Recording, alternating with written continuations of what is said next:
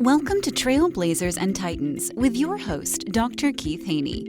Trailblazers and Titans is your go-to podcast for insights, inspiration, and actionable advice from the world's most successful entrepreneurs and leaders.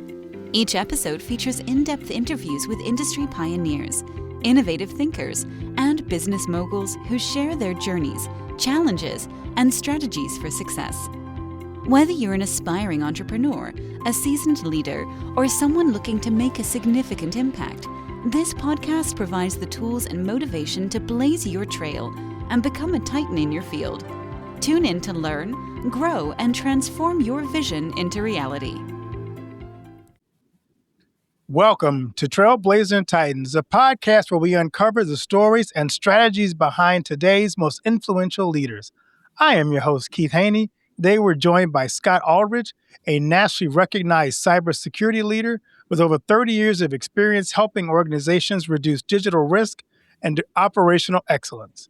As CEO of IP Services, Scott has guided more than 150 clients toward healthcare across healthcare, finance, and manufacturing to achieve regulatory compliance and cyber resilience.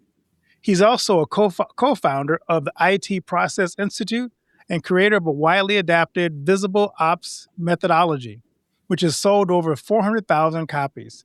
Scott's latest book, Visible Ops Cybersecurity, an Amazon bestseller, redefines cybersecurity as a strategic business discipline, not just a technical task. Today we're going to dive into total control framework, his zero trust principles, and how leaders can turn compliance into a competitive edge. This is today's conversation about business leaders needs to hear. So let's get started. Scott, welcome to the podcast. Well, thanks for having me, Keith. Happy to be here. Glad to talk about this. You know, we all love cybersecurity as much as the next guy loves, sometimes planning. So, but I know it's something we have to talk about in today's generation, day and age of, people getting hacked. So looking forward to this. And I was a recovering computer science major in my background. So, but that was when we had mainframes that weren't laptops yet. So, Yeah. And now our cell phones are more powerful than the mainframes. It's crazy. I know, isn't it crazy?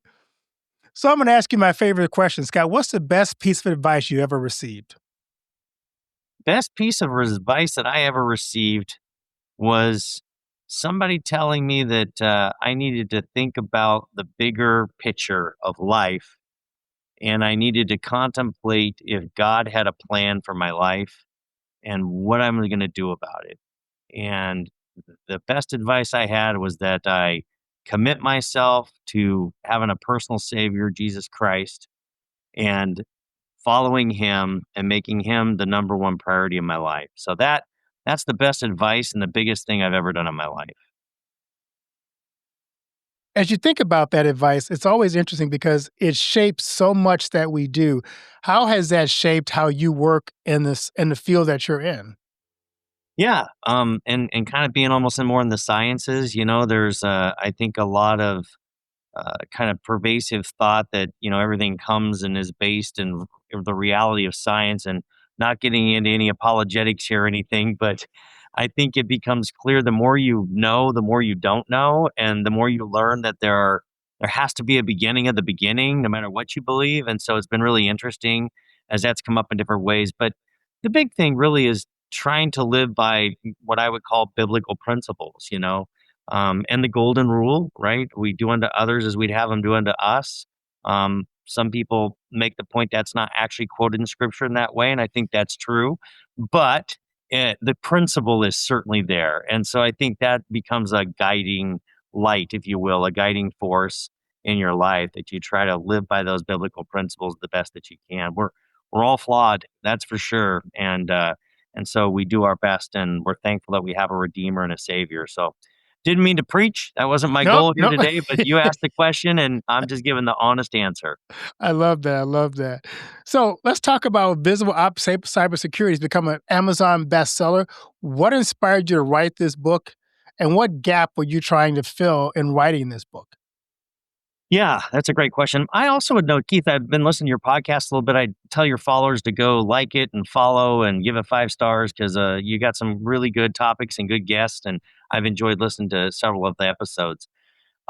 Yeah, I've kind of started out in technology as a teampreneur, if you will. I was like 19 years old and went into software, and one of those guys that finished up my, education later in life and so forth. But um, in the process of technology, since literally date myself 1987 when I first got into it, and it was just the onset of the internet and stuff. I've reinvented the business in different ways, but fairly early on, we learned that the IT security, because we didn't call it cybersecurity, dating myself again, was a big issue. And so, as we were rolling out various networks and things that we were doing, we were having to think about IT security and some of the early ways that you protect data and the way that you then the first onset of the firewalls and how you program, and set those up appropriately. And for a long period of time, it really became all about the firewall. And we still hear that. There's still a lot of misinformation, but cybersecurity these days is prolific and ubiquitous, to use big words. It's everywhere and it's growing, and it really is way beyond the firewall anymore. And so, as we have the last probably 10 years really led with the idea of managing security for businesses, and really now the last 6 7 years using the leading with the cybersecurity buzz, if you will, and the way that it's grown in shape.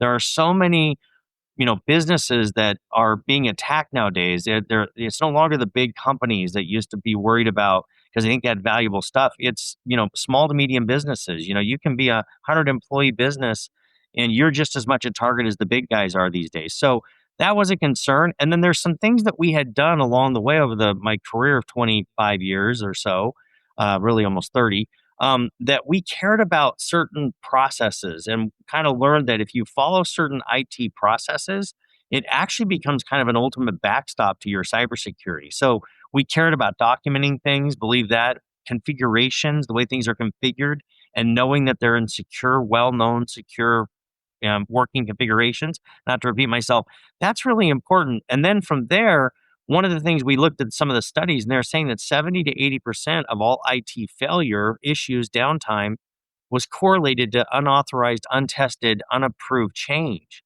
So the working thesis was, let's do a really good job at managing change, and we'll do a good job of availability. And those. The new quip is no security breach ever happens without a change or a need for a change.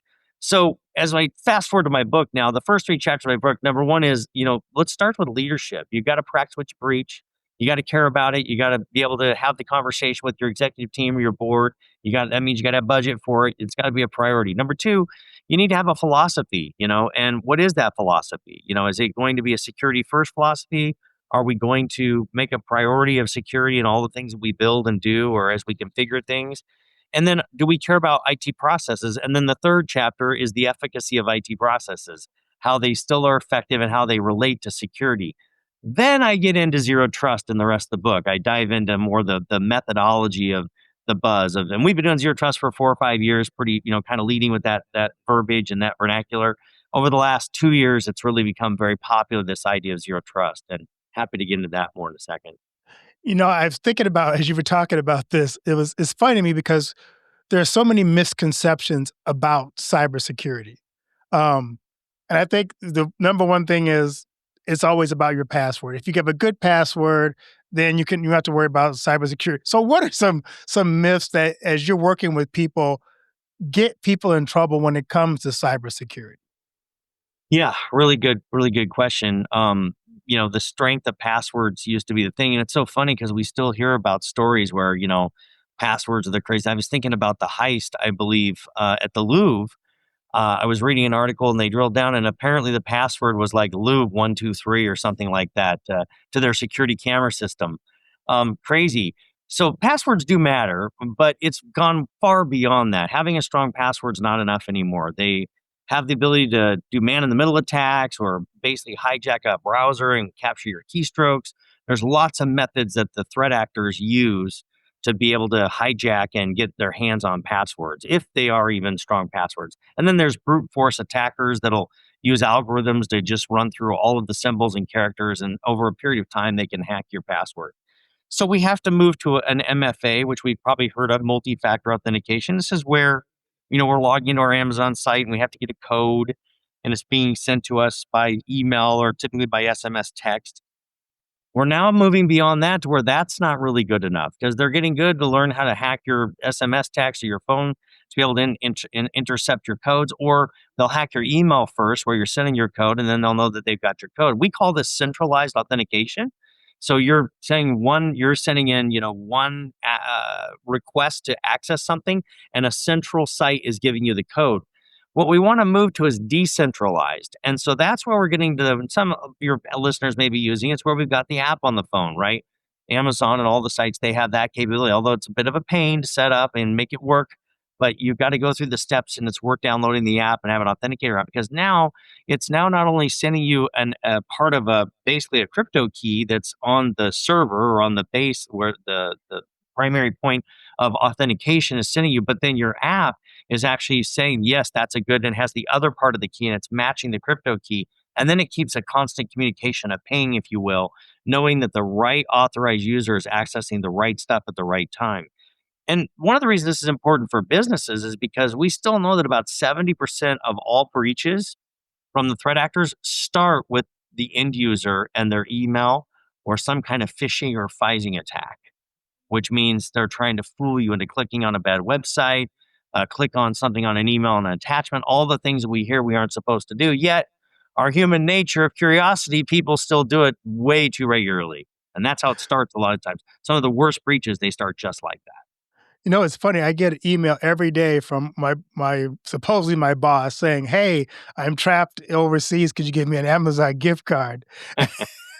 And we just joked in the office that, we don't do gift cards. And so if you're in prison, I'm sorry, you're going to have to be there for a while. But we laugh about it, but some of those are really very complicated. And now, of course, you hear stories of people who, because of AI, are hacking your family's voices Yeah. and saying Yeah. that this is your loved one, they're in prison, they need help. So you're right, there's all kinds of ways that AI and hackers can get into your thing.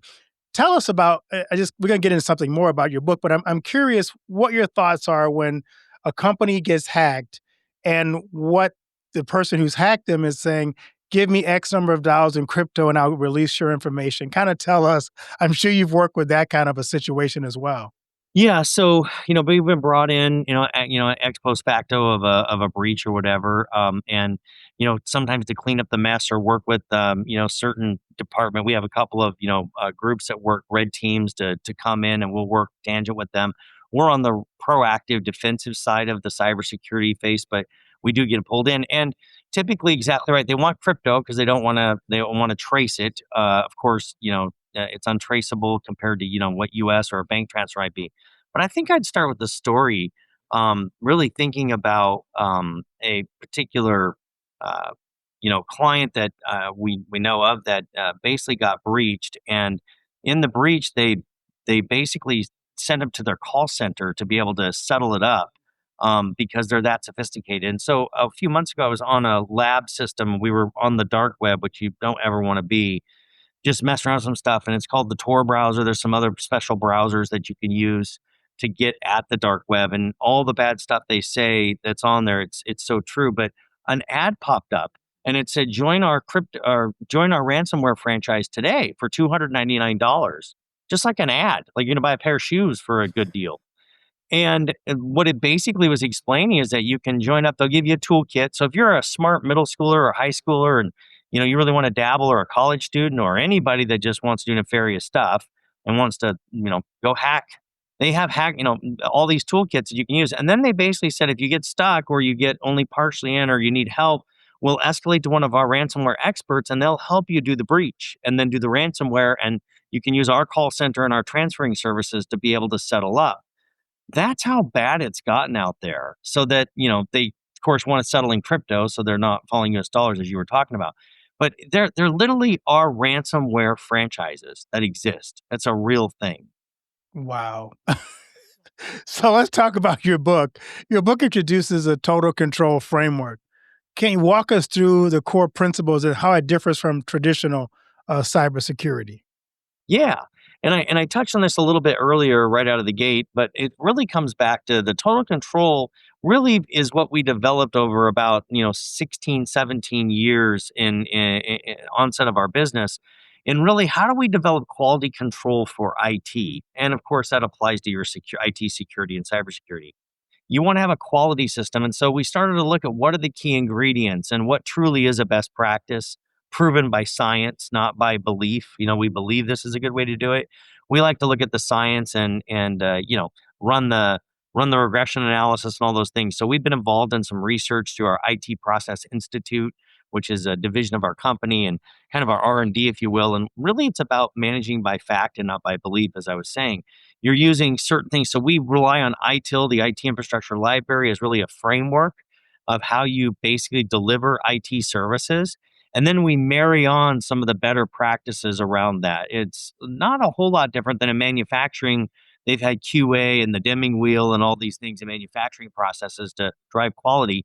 We've developed a total control. So we know that there are certain ingredients. So we look at certain compliance standards, not to check boxes, but we know that there are certain controls that really matter, things that you need to have in place, not just policies and procedures, but actually real-time threat detection that's on your network and certain things like this.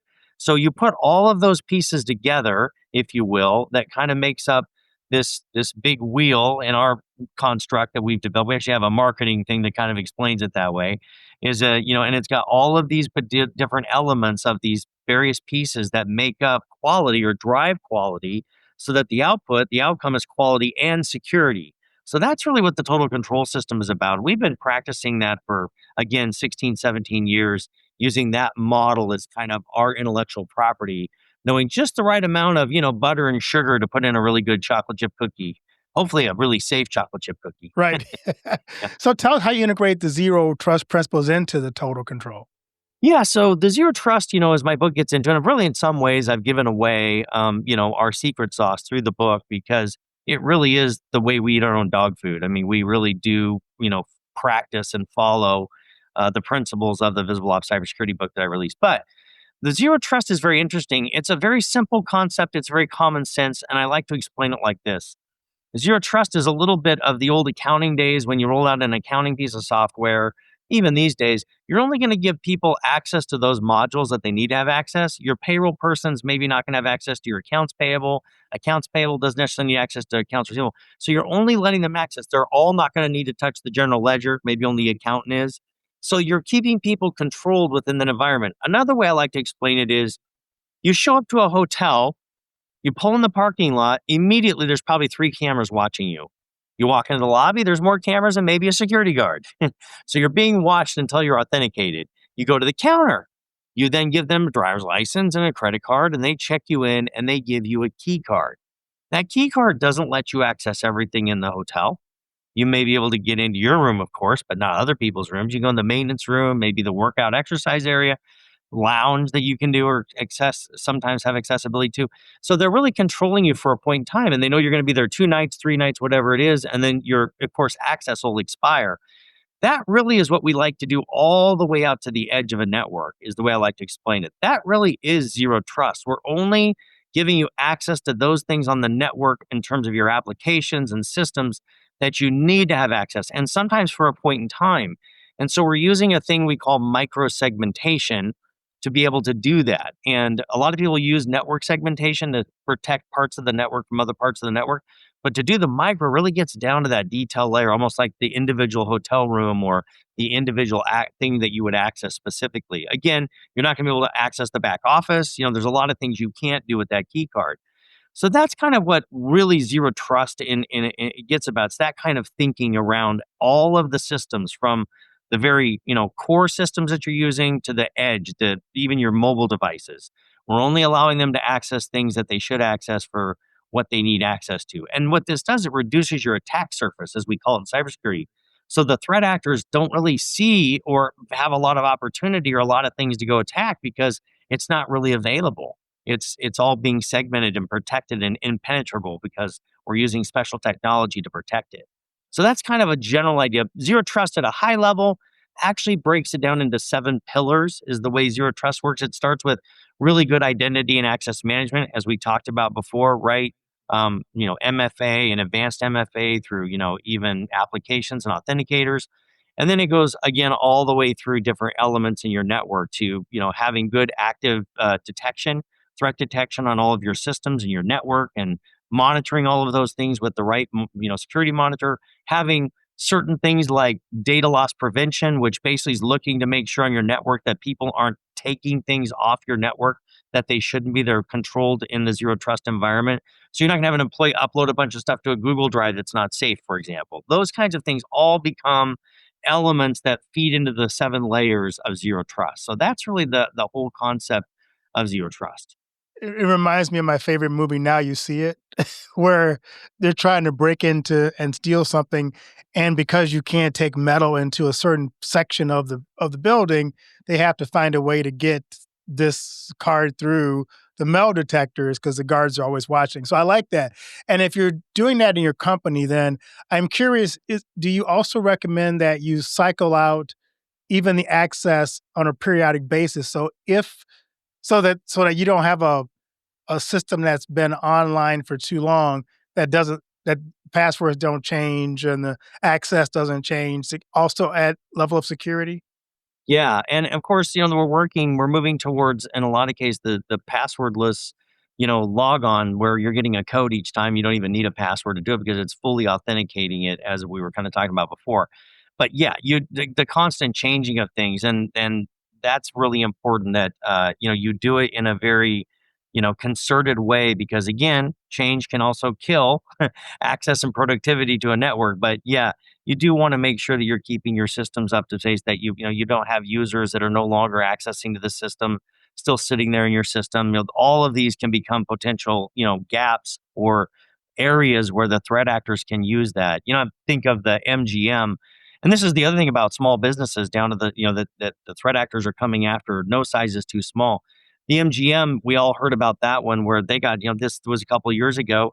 It started with somebody going on LinkedIn, finding somebody was a network administrator, a director for a division of MGM, right? Big, huge, multi-billion-dollar gambling organization, right? Casino. And they used that to call the call center and convince the call person at the call center to change a password. They changed the password so that they could reset it. They then broke in. Then the hacking groups that got involved, there was 2 of them that kind of partnered on it. They went in what we call east to west. They infiltrated slowly over, a period of time, and they're pretty patient. And they basically locked up the whole network. Took them down for about 2 weeks. They say it cost them about $90 million. And then here recently, they just settled for $40 million, a little more than that, for a class action suit of the data that was stolen from the individuals. So one phone call cost that casino $147 million. And what you got to think about is that they have all the cyber experts, they have all the latest and best tools, they have the security operations centers that are dialed in. But if you circumvent process and individuals circumvent things, it can cost your whole business. Literally can. Matter of fact, only 40%, about 60% of businesses actually survive after a serious, attack that happens if they've had a big breach. That's a big thing. And the other thing I'd note with a lot of SMB businesses is that, well, we've got cybersecurity insurance. Well, you got to be careful with that. They're getting smart. In 2023, they started to add a lot more things into those policies that said you've got to be doing certain practices if you want us to pay a claim. And matter of fact, in 2024, 43% of all claims were denied on cybersecurity, because they learned that we're not going to just insure you if you're being reckless and careless and not taking your cybersecurity serious. So that's another thing. We can't just rely on insurance. They're getting smarter. Wow. So for execs listening to this, how do you align cybersecurity with your business objectives? Give us some practical steps that your framework offers to bridge that gap. Yeah. So one of the things that we start with is really, again, I spoke this a little bit ago. It's a bit of a theme that we like to use, is trust but verify. The other is manage by fact and not by belief. So one of the practical things to do is to actually, get a third party opinion. We actually get involved. We actually can't be the ones that manage cybersecurity and then say we're doing a good job. Of course, that's a conflict of interest in a sense. So we have a partner that is completely objective, that does penetration and vulnerability scanning on a deep level to make sure that there's no vulnerabilities that are out there that we didn't know about, and that we're really doing the job that we're supposed to be doing. And the best practice is that actually should be continually happening.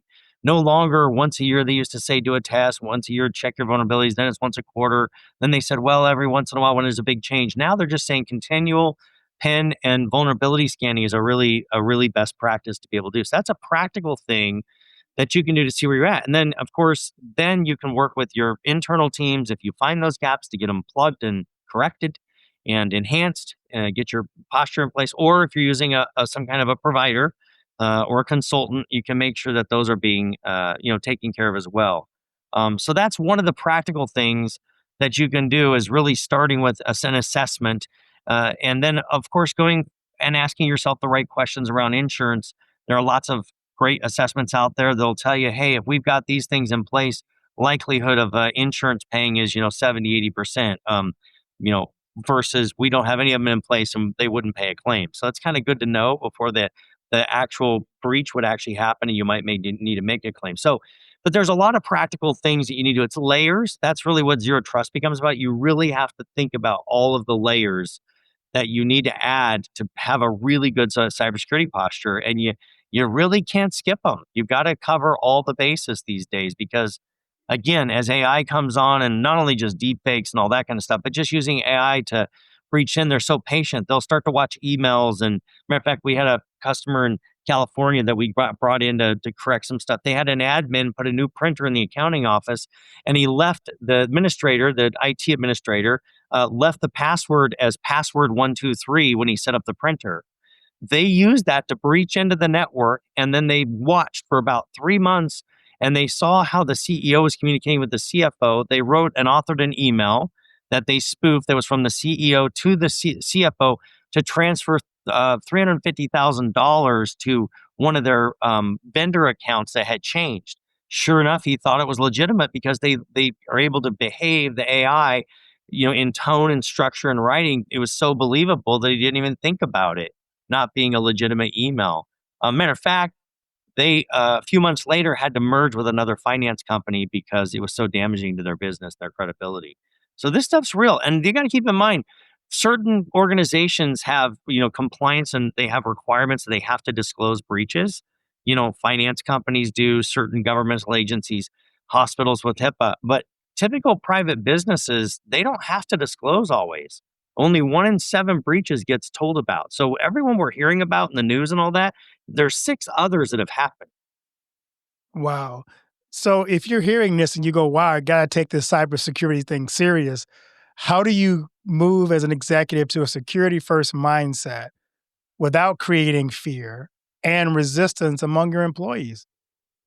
Yeah, so I think it's education. That's the big part, and that's partly why I wrote the book. Right? You really got to immerse yourself and care enough to get the right people involved to make it a priority. If you don't have the time, but it has to be insight. It has to be top of mind. It has to be something that you're actively working on.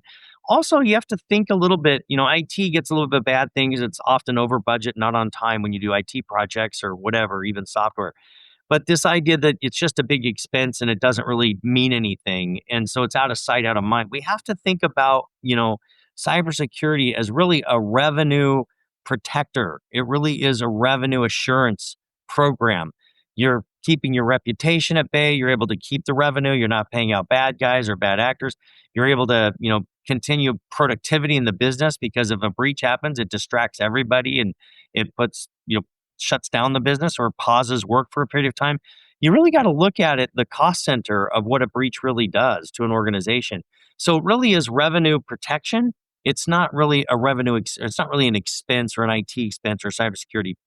Matter of fact, in one of my books, and I talk a little bit about this, the executive companion I wrote for my Visible Ops book, I actually wrote a companion because I wanted to have no geek speak. My book gets a little detailed into the later parts about methodology, but I wanted to do it in executive. So, in that particular thing, we have a Deloitte and Touche study that says, hey, you have this much revenue in your business. You should be spending this percentage on IT. And if you're not, you might be an outlier. Maybe you're spending too much, maybe too little. And oh, by the way, of the percentage that you're spending on IT, this percentage should be just on your cybersecurity practices and tools and services. So you really can start to gauge whether you're doing a proper job. So practical advice is to educate yourself, find out what are the best practices, make a priority of it, practice what you preach. and get the security stuff taken care of. Because if you don't, you're a sitting duck, literally a sitting duck. It's just a matter of time, not if, but when. By the way, and that's the last principle of zero trust, it actually starts with assume breach because of the things I've shared today. It's not if, but when, right? And so, what is the best thing we can do if we're assuming breach? We make sure that we just don't have, our IT person saying, oh, no, we're all backed up. Oh, we're backed up and we're sending it to the cloud. That's not good enough anymore. Your backups have to be encrypted and they need to be what we call immutable and air gapped. So they need to be taken to a spot, if they're in a cloud, a special encrypted spot where they aren't accessed by your network. Because a lot of the threat actors and the ransomware people, they'll sit and they'll watch, not only they'll encrypt your local backups. This has happened a lot with companies. Like, oh, no problem. We streamed to the cloud. We got this. They go check their cloud. They actually found out where they were being streamed in the cloud and they encrypted them in the cloud. So this is how smart they are. So one of the things we start with, just a practical thing, do we have really solid backup and restoration processes, systems, and methods? And are they air gapped and immutable, as we say? They're scanned for malware, they're scanned for ransomware, and they're put away in a part that's not reachable by the network. And then you got to have a restore plan. How are you going to get those back and up if the unthinkable happens? So those are all pieces that you get into your cybersecurity program that you got to think about. Just listening to you talk about this as an exec, I'm going, oh my word, this is so complicated. Yeah. I am curious. So as you look at where things are at right now, especially in cybersecurity, what emerging trends are you seeing that leaders should pay attention to in 2026 and beyond? Well, it's a great question because I'm just now finishing my book and releasing my next one, which is actually called Visible Ops AI. And what it's about is governance for AI, because what we're seeing is that the business is applauding, as we all love what generative AI will do. It's amazing, right? We're all enjoying it. But a lot of people, well, an unofficial study surveyed 500 companies, and they found that somewhere between 18 and 21 different types of AI are being used on an average company, smaller business company. The problem is that we don't know what they're doing with that data. Are they putting recipes? They're putting intellectual property. They're putting, oh, this will redo the financial statements. They're putting so much information, the employees potentially, that you don't understand what risks really exist. It's not just the AI being able to hack you or open up backdoors or holes into your network, which is also true with AI. But a lot of it's just the use, the governance. Do we have a policy? Are we paying for an AI that's not going to share the data? And they give us security policy guarantees, right? There's a lot there. So that's one of the things that I think, obviously, the obvious answer is AI, both the good and the bad of AI. And then how are we governing that in our businesses, even small businesses? What do we have a policy? Are we educating our teams? Are we making sure that the AI that we are using isn't putting further, deeper risks out there that could potentially far outweigh the efficiencies that using AI might give you? Wow. So for the CEO or board member listening to our podcast today, or picks up your book and reads it, what's the first action step they should take tomorrow? Well, I think the first action step really is to talk to really do the research to find out how serious they're taking security and what is in place. And then back to the trust but verify. So once we understand where things are at and they do the research and the diligence on their own organization, no matter whether that's the board layer, if that's at the executive management layer and with the IT teams. But then again, we're going to verify. So they should look to say, look, I want to get a penetration test and a vulnerability scan to make sure that our network truly is safe from the outside and the inside. Both directions, you got to look at cybersecurity. You have to be protected both ways. Inside threats are a problem and exterior threats. Everybody's connected to the internet. And when you're connected, your threat actor can be thousands of miles away. They don't have to be down the street. They generally are not. So that's one of the first things is to really, do the analysis, get a penetration vulnerability test. Matter of fact, getting to that point, one of the things that we have the ability is I have through our partnership, the ability to offer what we call a pen level 1 test. It'll actually look at some things like what AI is running on your network. It'll do the inside threat and the external vulnerability scan. And I've got 3 of those that I can actually do gratis. And so I'd offer that up to your listeners. If you're listening today and you're wondering what's your first step, certainly you can reach out in a little bit. I'll give a business text line, and my team will get in touch. And not only that, I'd also like to offer the ability to give you my executive companion book. It sells on Amazon for $17.95. But it's no geek speak, as I said before, and it's more plain English, and it kind of breaks down, hey, we're a candy company. We want to make really good candy. We don't need to be a cyber ops organization. And so it really gets into practical things that you need to employ, the way that your security and practical steps you can take to secure your systems and your network. So I would offer that book, and I would actually offer for the three that are first that I have a limit on, to do a penetration vulnerability scan for you and provide a report. You can take that back to your teams to fill any gaps that we find. You can take that to your current provider or consultant. And of course, if there are gaps, we'd certainly talk to you about our solutions as well. Well, Scott, thanks so much for that generous offer. I'll make sure we put that in the show notes for the audience. Will do. I'll do real quick, give you my text line. Just Yep. text secure25. Yeah, secure25 to 541-359-1269. 541-359-1269. Put secure25 and somebody will be back in touch and get your email and get you an e-copy of the executive companion book. And if you want to sign up for that pen test, put that you'd like to be in line for the pen test. And hopefully you'll be one of the first three. Awesome, Scott. Thanks. I love to ask my guests this question, Scott. We started out kind of talking about advice, but what do you want your legacy to be? Yeah, I think the most important thing for me is with my family, to be honest. I'm a family guy. So uh, I want to know that they're cared for and loved, and I think that's the super important thing, and that is evident in the way that I carry myself and the way that I represent myself and the way that my reputation is that it really is carrying on both sides of that thing. So that's part of that legacy with my family. That's the most important. And as I opened up with, ultimately to my Savior. But secondarily, I would like to also know that I'm a little bit of help with the altruism of raising the tide that floats the boats. I spent most of my career in IT and, of course, in security. And so wanting to help organizations really educate themselves and to make a better cyber safe world. I've had a couple of companies I've worked with. They have an audacious goal to help 100,000 businesses, enhance their cybersecurity posture. And that's a little bit I've signed on. I share that with them.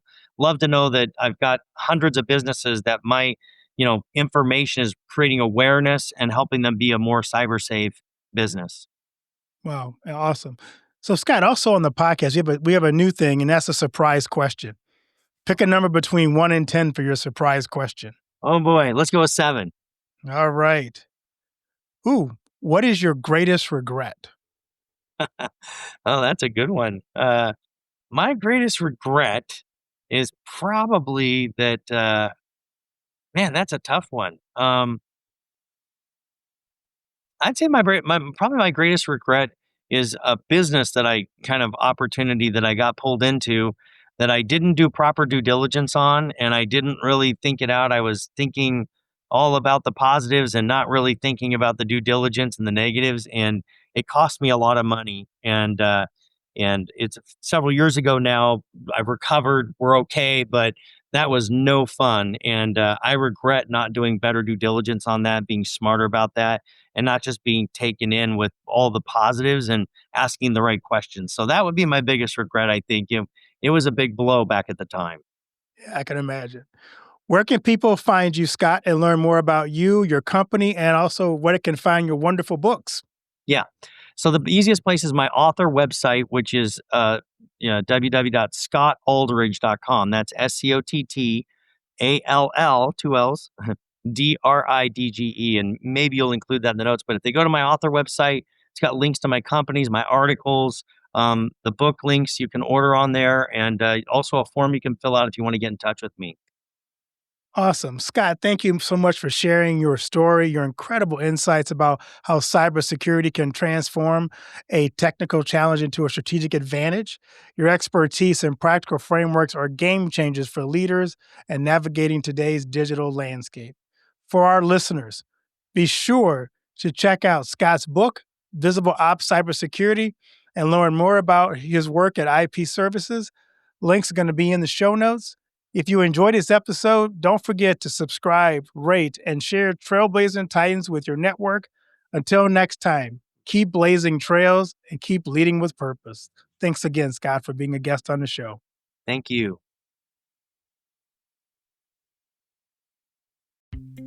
Thank you for tuning in to this episode of Trailblazers and Titans.